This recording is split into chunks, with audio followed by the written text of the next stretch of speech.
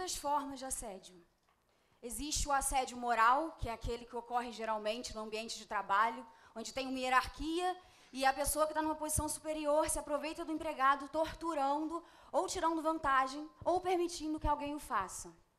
Existe o assédio psicológico, que também é considerado assédio moral, que funciona como um comportamento intermitente de terror, ameaça, pânico, para causar preocupação, para confundir a autoestima do assediado.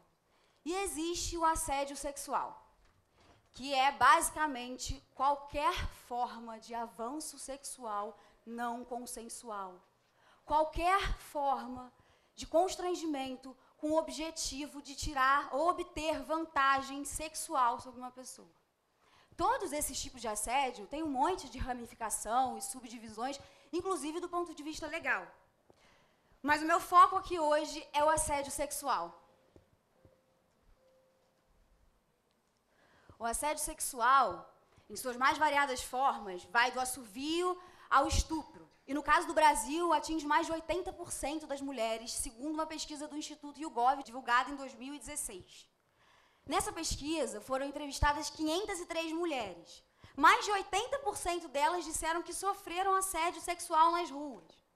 77% assovios, 57% comentários de cunho sexual, 47% olhares insistentes, 44% já tiveram seus corpos tocados, 39% já foram xingadas, 37% já tiveram homens se exibindo para elas, e 8% já foram estupradas em locais públicos.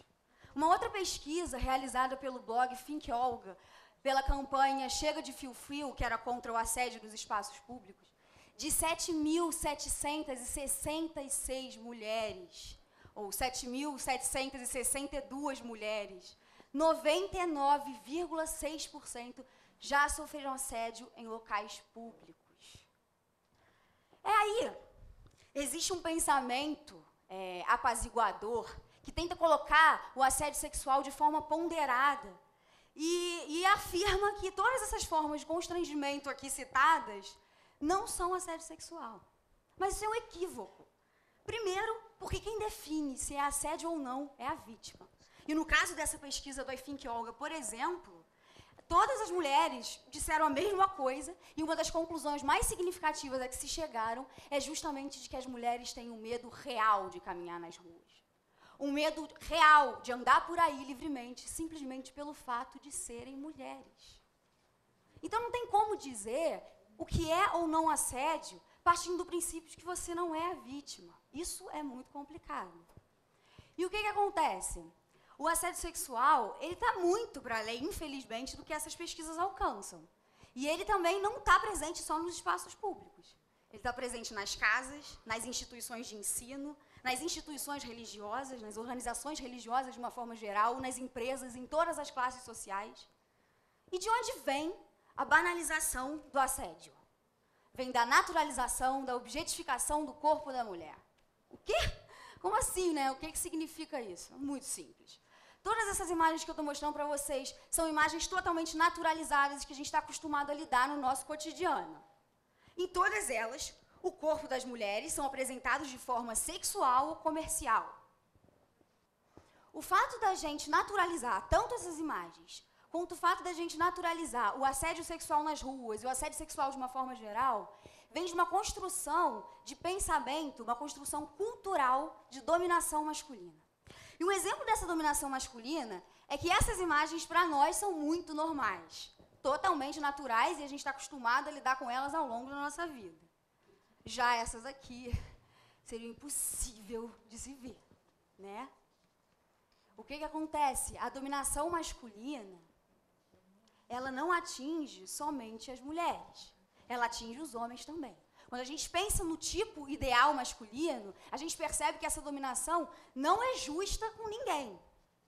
Mas essa dominação masculina, ela não diz respeito à individualidade masculina de cada homem.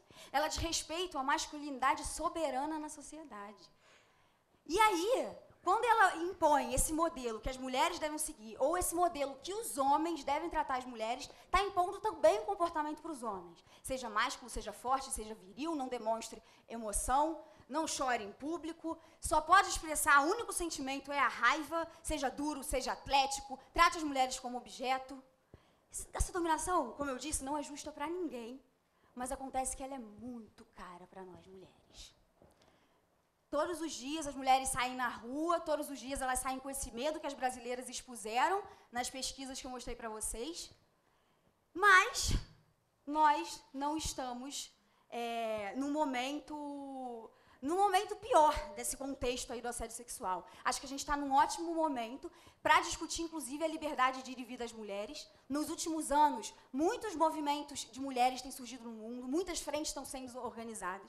As primaveras das mulheres pelo mundo, as hashtags Meu Amigo Secreto, Meu Primeiro Assédio no Brasil.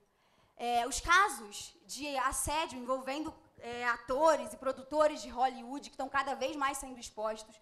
Os casos de assédio em locais públicos que estão tomando proporções globais, tudo isso são exemplos de que agora a gente está começando a discutir um comportamento que era tido como padrão e que agora já não está mais sendo visto dessa forma tão velada. Uma das edições do Cineclube, do Cinepagu que a gente fez, que a gente realiza aqui em Petrópolis, a gente exibiu o filme Precisamos Falar do Assédio. E aí esse filme reúne uma porção de depoimentos de mulheres brasileiras de classes sociais, endereços, cores diferentes, com um ponto em comum. Todas elas sofreram histórias sérias de abusos e violências e assédio sexual. Depois do filme, a gente fez um debate, e uma coisa que me chamou muito a atenção, me impressionou muito, foi o depoimento de uma moça que disse que ali, naquele momento, assistindo o filme, ela percebeu que ela viveu uma violência durante anos da vida dela que ela não sabia que ela tinha vivido. Aos 12 anos, ela foi obrigada pela mãe a se casar com um homem 13 anos mais velho do que ela. Só agora, com 28 anos, ela precisou ver esse filme para perceber o tamanho da violência que ela tinha sofrido. O que me faz pensar em algumas coisas. Primeiro, no tanto que a gente precisa avançar no Brasil em relação ao resto do mundo. Porque, assim, no resto do mundo, tem soluções legais sendo pensadas para esse tipo de violência sexual. Aqui no Brasil, as coisas estão caminhando a passos lentíssimos, né? Por exemplo, se um ator famoso, de uma série famosa do Netflix, é envolvido em caso de assédio, ele automaticamente é afastado e a série é automaticamente retirada do ar. Um ator famoso brasileiro, da maior emissora televisiva do país, quando passa pelo mesmo caso, além da situação ser lidada com extrema naturalidade, ele não sofre, na prática, consequência nenhuma. As leis no Brasil são insuficientes.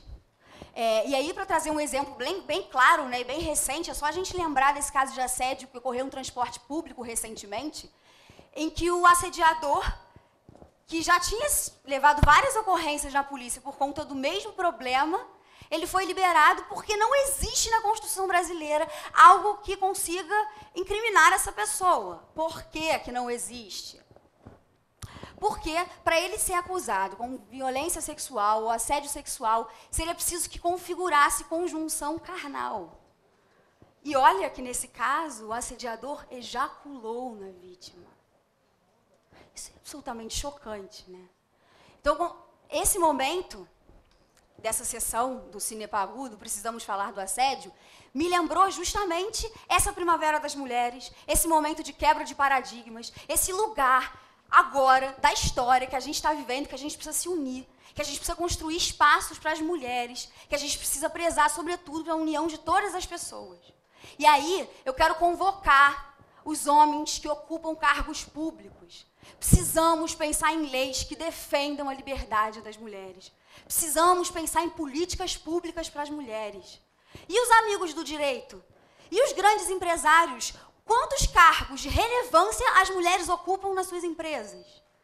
E o mapeamento de violência de gênero no nosso país e no mundo? E o mapeamento da violência contra a mulher na nossa cidade, que tem números alarmantes? A gente precisa, sobretudo, compreender que, enquanto os direitos básicos das mulheres, como a liberdade de ir e vir, que é um direito civil, não for garantido, a gente está longe de um Estado democrático. A gente está longe de pé de igualdade. A gente está longe de qualquer igualdade entre seres humanos. Obrigada, gente. Boa tarde.